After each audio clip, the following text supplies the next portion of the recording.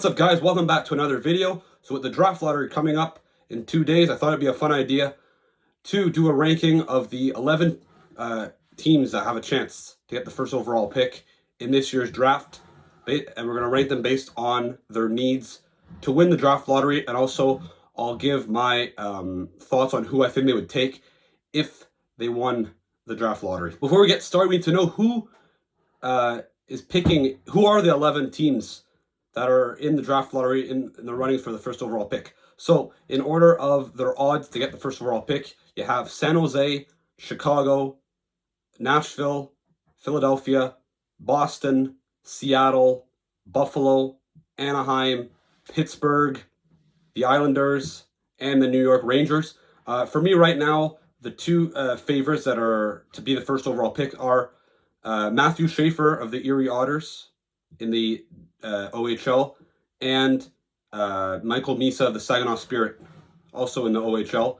I think that, so basically a franchise defenseman and a future franchise centerman. Things off with the Anaheim Ducks at 11th.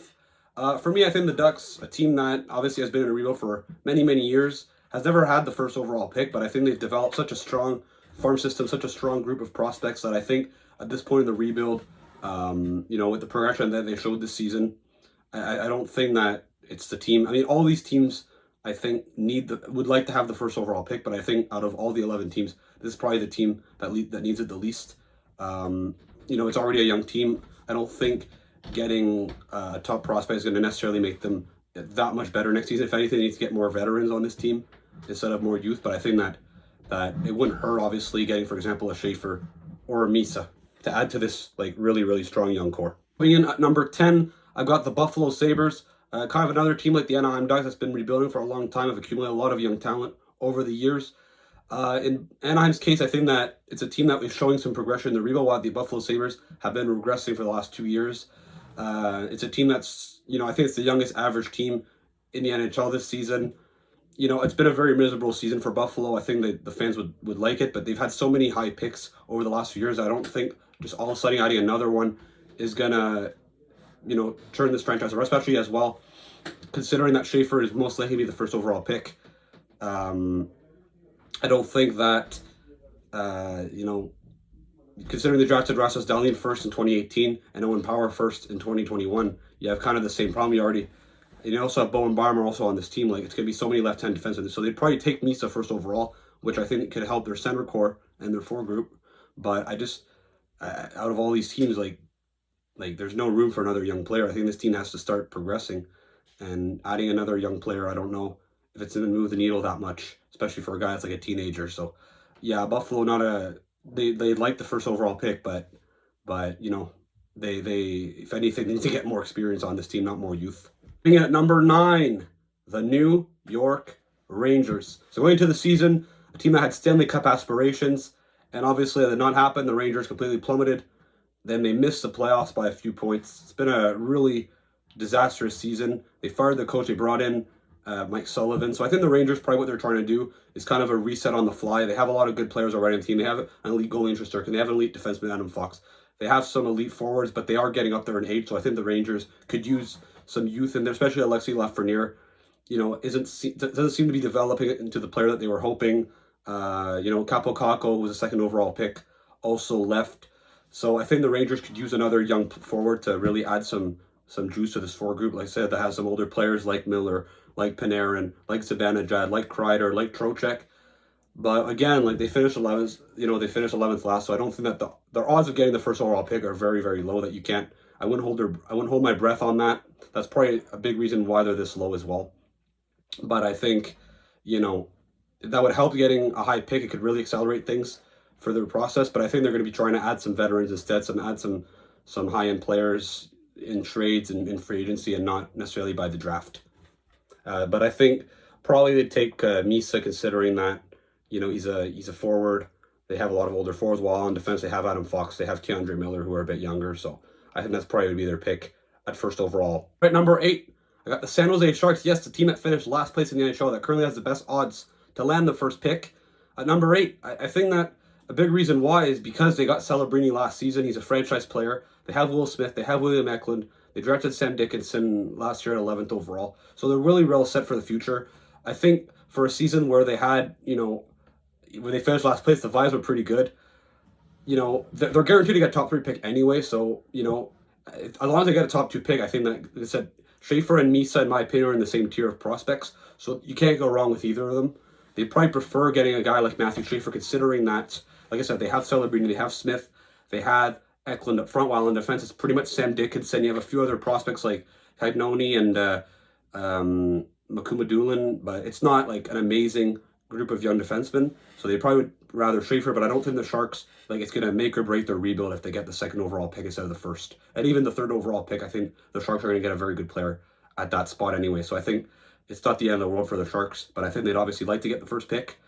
But, and the good news too for the Sharks, considering that last year they finished last place, they got the 1st pick. If they get the 1st pick again, you can only win the lottery twice in a span of 5 years, but they didn't win the lottery because they finished last place. They had the best odds. They didn't move up.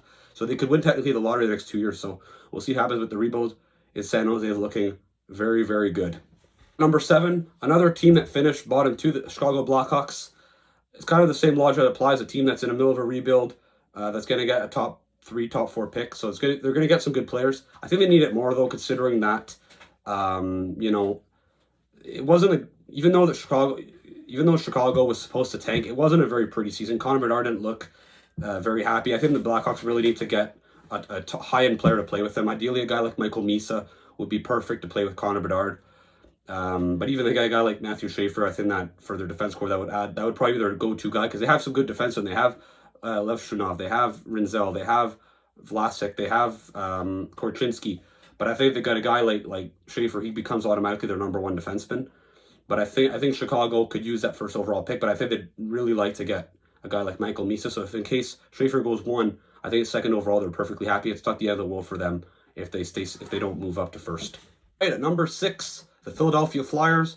Obviously, the Flyers last season caused a surprise. Were very competitive. They almost made the playoffs. They missed the playoffs, I think, by like 2 or 3 points. But this season, they fell off a little bit. They were competitive until the trade line decided to sell. Daniel Briere hasn't been hesitant to say that his goal is to rebuild this team, and that's the priority. Luckily for them, Matvei Michkov had a pretty good rookie season, getting over 60 points. So the future, at least that's an impact guy for the future, face of the franchise for the future. But they need more than that. They don't really have any high-end defensive prospects. They don't really have any high-end center prospects. So the Flyers are kind of a team that's really looks like a team starting the process of rebuilding, and it would be great for them to get the 1st overall pick. Luckily for them, however, they could get like a 4. They're guaranteed top 6 pick, and so they're going to get a good player anyway, most likely. So it's not the end of the world, but I think that the Flyers, they would need a high-end prospect more right now, I would say, than Chicago and San Jose. By the way, I think that they'd probably take, between Schaefer and Misa, I think that either one, I don't really think it's the type of team that's going to nitpick. They're just going to go by best player available. And they're going to go because I think they don't really have any high-end defensive prospects or any center prospects that I think could become a true number 1 center or true number 1 defenseman. So just go best player available, and that's your pick. Next up, at 5th, I got the Seattle Kraken. So obviously the Kraken in year 1, well, in fact, when they entered the league, they were gifted the 2nd overall pick. They drafted Matty Beniers. After that, the year after, they finished 3rd last, but they got the 4th overall pick. They drafted Shane Wright. And last season, after having a good season in 2023, they fell off a cliff in 2024. They drafted 8th overall, and they picked Berkeley Catton. So 3 centers in 3 drafts.